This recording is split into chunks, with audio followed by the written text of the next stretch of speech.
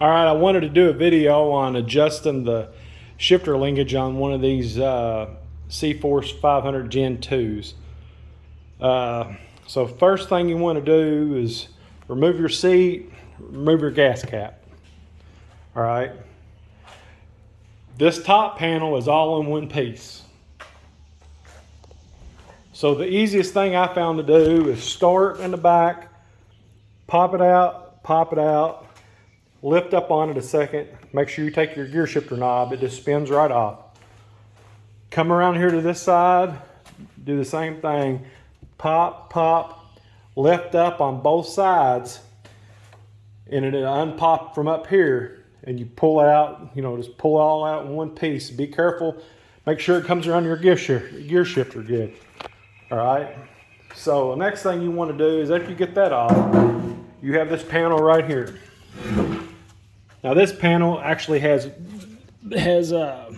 screws in it, or bolts, whatever you want to call them, and they're a Torx. They're a T27 Torx. There's two of them, right here, right here. Then this pulls right off the way.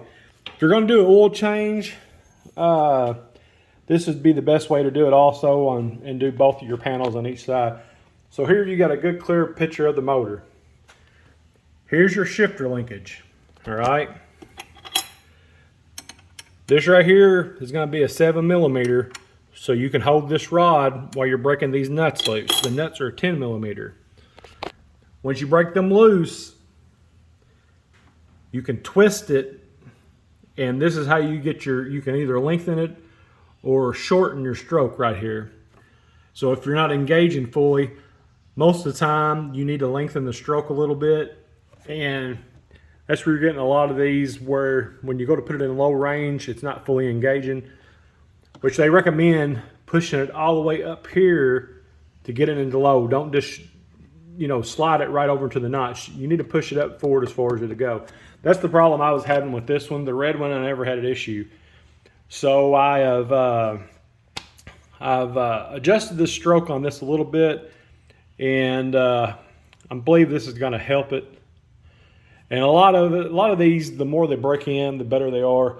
But whatever you do, if you ever do, put it in any gear and you give it gas and it makes that kind of a grinding noise, stop immediately. Don't continue to give it gas, because you're going to trash the transmission.